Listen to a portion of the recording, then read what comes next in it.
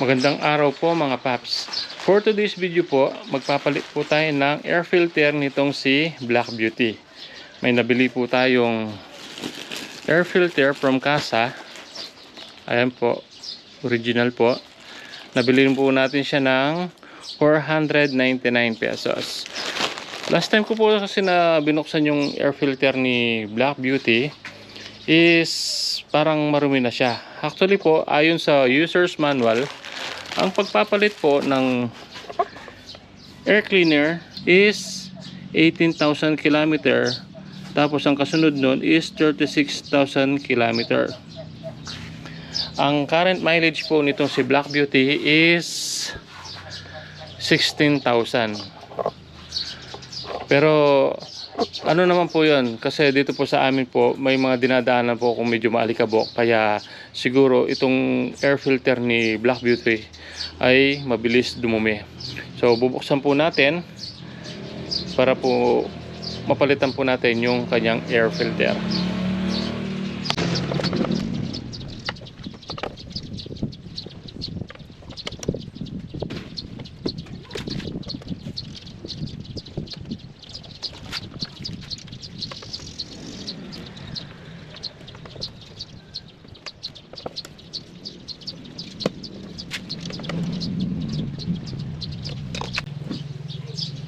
Yun. As you can see po, no? Sobrang dumi na po. Ayan po. Actually dito medyo okay pa, pero dito talagang madumi na. Sisa na po sa kamay. At kakatapos lang din nating magtrabaho. Hi! Okay. Ayun po. Sobrang dumi na, so papalitan po natin to. May tatlong tornilyo pa po ito. Isa. Dito, isa. Dalawa, saka tatlo, para po matanggal natin yung ating air cleaner.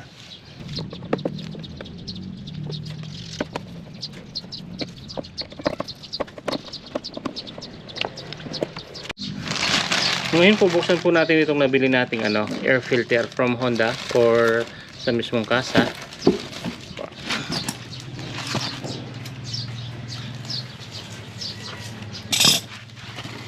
As you can see po, maganda po yung pagkakabalot. Tapos may styro pa siya. Ayan. Yun. Ayan po, kung i-compare po natin dito sa stock na original. Ang original po may na-stock, mayroon pong sticker. Yung nabili po natin from Honda is wala na po. Pero ito po, meron din pong Honda na naka-emboss doon. Ayan. Katulad din po siya ng stock original. Ayan. Tapos meron ding nakalagay dyan na Rocky. Ayan po. Tapos yung nabili din natin is meron din. Ayan.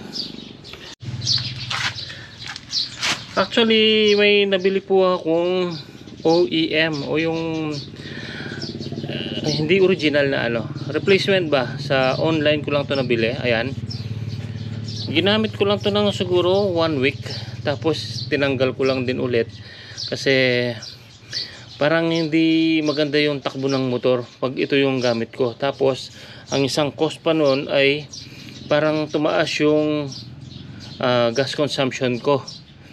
Siguro yung filter element nito is hindi ganun kaganda. Ayan, bagay mura lang naman to compare mo doon sa original. Siguro 5 beses yung kamurahan nito kumpara mo dito sa original na nabili natin from Casa. Tapos itong fake, ayan, wala siyang nakalagay na Honda na katulad nito. Wala din yung Rocky na yan. Di ko alam kung ano yung Rocky, siguro yung manufacturer. Ito is wala din. Tapos yung kulay po ng paper elements na magkaiba. Ayan Ayan. Tapos yung original po, kung pagmamasdan natin is parang may oil. Ito dry na dry. Ito Hindi. Tsaka mas quality kung titignan mabuti yung paper element ng dalawang air filter. Tapos sa likod, magkaiba po talaga. Ayan, ito po yung fake. Ayan, halatang cheap quality yung pagkakagawa. Tapos ito po yung original. Ayan. Okay. Kung tinatanong po ninyo bakit hindi ko muna ginamit to, itong fake na to, malinis pa naman at parang okay naman. Sa appearance po wala po tayong problema. Pero sa performance po ng motor natin is parang may nagbago sa kanya. Yung nga po, yung unang-una, yung fuel consumption niya tumaas. Malakas sa gas yung motor natin. Tapos po, pag ito po inilapat po natin dito, sa ating motor, hindi po siya fit na fit. Yan, hindi po siya fit na fit. Ayan, oh, may awang, oh. Di po ba? May awang.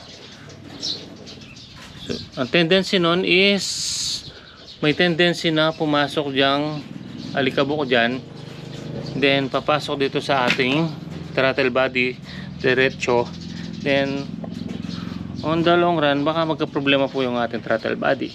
Hindi po katulad nitong original.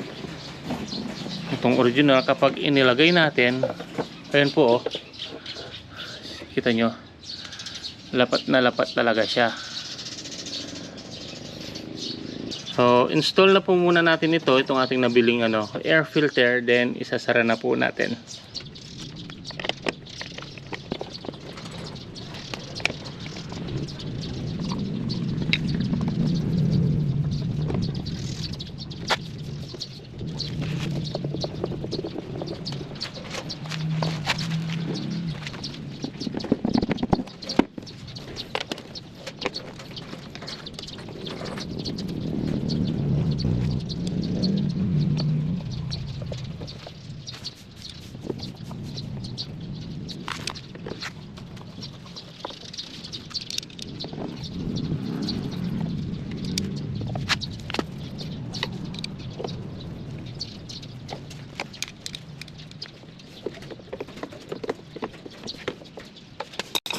Yan, nailagay na po natin yung ating bagong air filter.